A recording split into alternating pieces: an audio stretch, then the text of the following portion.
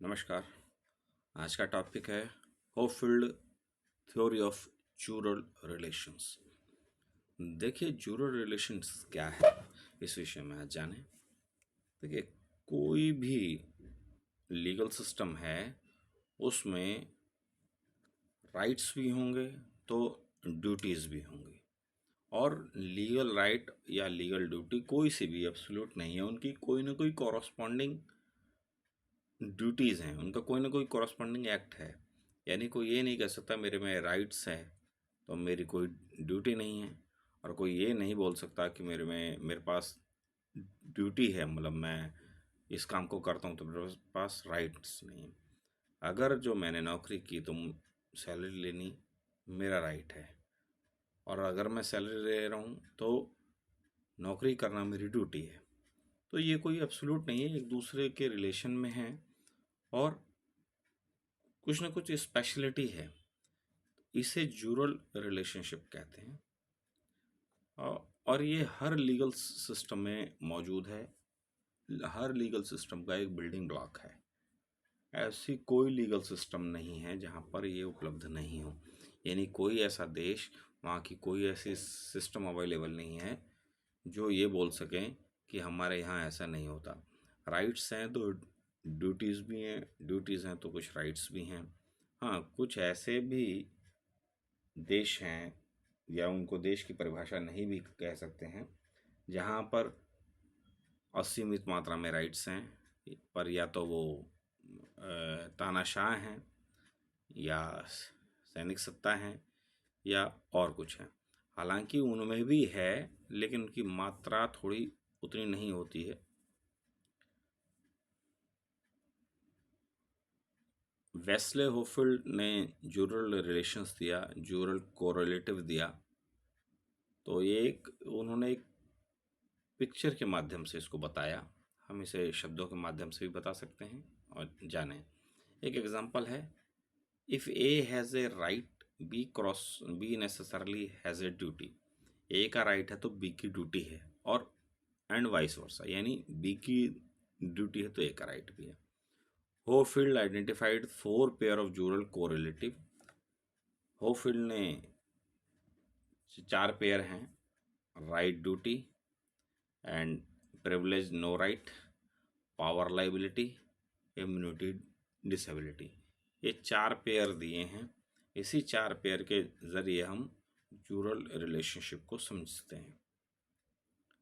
देखिए, जूरल कोरिलेटिव क्या है? A represented by the vertical arrow. ये जो वर्टिकल एरोज हैं, ये ये ये जूरल कोरिलेटिव हैं। Where a presence of one constitute in a person X implies the presence of its correlative in another person। यानी एक में जो राइट्स हैं तो दूसरे की ड्यूटीज़ हैं, ये दूसरे व्यक्ति की बात हो रही है। एग्जाम्पल करते हैं हम जरा। A right with person X to collect rent from Y.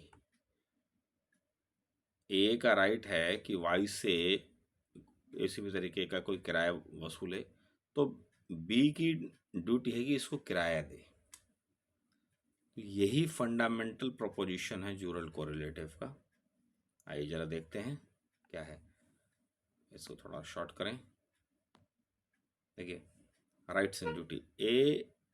A rights is legal position confer the claim upon person another. A का राइट है कि अपने मकान का किराया लेगा, या कोई भी ऐसा कार्य करेगा, तो बी की ड्यूटी है कि उसको किराया दे। लीगल उसकी ड्यूटी है। ओके, तो ये राइट एंड ड्यूटी का पेयर है। ये है प्रिविलेज एंड नो राइट का मतलब। अब देखते हैं। If A has a privilege to do something, B has no right to prevent it from doing it. यानी if A has a privilege to enter a store, B the owner has no right to stop A from entering. अगर कोई policeman है, उसके पास lawful authority है, उसके पास privilege है कि वो बी के गोदाम में एंट्री मारेगा, तो बी के पास कोई राइट नहीं है उसको रोकने का। ये समझ गए। और जो किसी के पास स्पेशल अधिकार हैं, प्रिविलेज का मतलब होता है स्पेशल राइट, तो दूसरे के पास फिर कोई राइट नहीं रह जाता। अर्थात अगर ईडी के पास प्रिविलेज है छापा मारने का, तो दूसरा व्यक्ति नो, उसके पास कोई राइट नहीं है अपने आप को विदाउट लॉ की या जुडिशरी की हेल्प लिए अपने को रिकोर्स करने की। यानी ईडी ने अगर जो छापा मारा तो दूसरे का ईडी के तहत अपने आप को सबमिशन देना ही पड़ेगा कि हाँ मैं उपलब्ध हूँ, मैं वहाँ पे मैं अवेलेबल हूँ, यानी मेरा राइट एंड हो जाएगा उस समय। दूसरा, पावर और लाइबिलिटी की बात देखें। A power is a legal position, तो दूसरे का क्या है, लाइबिलिटी क्या है। If he has the power to alter B's legal position, B has corresponding liability to sue be altered। अगर ए के पास ये पावर है कॉन्ट्रैक्ट को कैंसिल करने की, तो दूसरे की है power, liability to have the contract cancelled, तो उसकी लाइबिलिटी है भाई कॉन्ट्रैक्ट को कैंसिल करें। मान लीजिए हमने कुछ, मेरे पास ऐसी कोई पावर है जिसके तहत एक कोई एसडीएम है एरिया का, उसकी उसकी पावर है कि वो उसने कोई निषेधाज्ञा लगा दी और उस एरिया में कोई जाएगा नहीं, तो दूसरे की लाइबिलिटी है वो ना जाए, और जो उसके तहत जो ऑप्शन दिए गए हैं उसको फॉलो करे। अर्थात कहीं किसी स्पेशल एरिया में नहीं जाना, तो उसकी लाइबिलिटी हो जाएगी कि वहाँ नहीं जाएगा।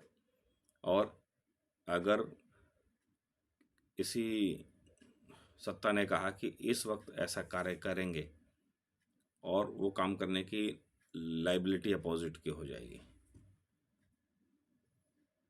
मान लीजिए कोई व्यापारिक संस्था है, उसमें ए को पावर दी गई है कि आर्बिट्रेशन हो रहा है, और एक को पावर दी गई है कि अगर आर्बिट्रेशन में कुछ अनड्यू इन्फ्लुएंस होता है तो कॉन्ट्रैक्ट को कैंसिल मार सकता है, तो अपोजिट पार्टी के पास की लाइबिलिटी हो जाएगी कि उसको अगर जो ए ने कैंसिल किया है तो उसको कैंसिल मानना पड़ेगा, उसकी लाइबिलिटी हो जाएगी, उसको कैंसिल समझना और उसके ऊपर एक्ट अपॉन करना, यानी उसके ऊपर अपना एक्ट करेगा, वो उसको मानेगा। तो ये पावर एंड लाइबिलिटी है। अगला है इम्यूनिटी एंड डिसेबिलिटी। देखते हैं इम्यूनिटी एंड डिसेबिलिटी।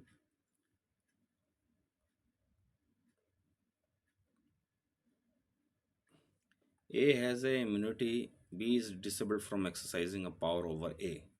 यदि राज्यपाल को इम्यूनिटी है किसी भी लीगल प्रोसीडिंग से बचने का, या राष्ट्रपति को इम्यूनिटी है, तो दूसरे व्यक्ति यानी कोर्ट की डिसेबिलिटी है कि उसको स्यू नहीं कर सकता, उसके ऊपर मुकदमा नहीं चला सकता। तो ये आपको मालूम चल गए, ये चार जो रिलेटिव हैं, rights, duty, privilege, no right, power, liability, immunity and disability, ये हॉफील्ड की लीगल पोजीशन है, जूरल रिलेटिव हैं, इनको ध्यान में रखें। तो ये था जूरल को रिलेटिव। अब जूरल अपोजिट भी देखते हैं। अपोजिट वाला इस एरो से होता है, रिप्रेजेंट हो रहा है। जैसे कि मेरे पास राइट्स हैं किसी प्रॉपर्टी में हिस्सा लेने का, तो मेरे पास नो राइट नहीं होगा, तो फिर मेरे को कोई ऐसा चीज़ नहीं होगा कि मेरी राइट को, मतलब मेरा राइट है तो मेरा नो राइट नहीं होगा। अर्थात यदि मेरा मेरा राइट्स है एक शेयर का, एक ऐसी फैमिली बिजनेस का, तो कोई ये नहीं कह सकता कि तुम्हारा कोई राइट नहीं है इस फैमिली बिजनेस में शेयर लेने का। दूसरा, यदि मेरी ड्यूटी है तो मुझे कोई प्रिविलेज नहीं दिया जाएगा, यानी मेरी ड्यूटी है इस नौकरी पे उपस्थित होने की और अपने एक्ट को निभाने की, तो मुझे कोई विशेष अधिकार नहीं दिया जाएगा कि तुम ये काम नहीं करोगे। यानी ये जो जूरल अपोजिट है, ये एक ही व्यक्ति की बात करते हैं, और जूरल कोरिलेटिव दो व्यक्तियों की बात करते हैं। फोर्थ में देखें, अगर मेरे पास पावर है किसी काम को करने की, तो मेरी कोई डिसेबिलिटी नहीं है। मान लीजिए मेरी पावर है कि मैं अपनी विल बना सकूं, तो मेरे पास विल बनाने की डिसेबिलिटी नहीं है, यानी दोनों अपोजिट चीज़ एक व्यक्ति में नहीं रहेगी।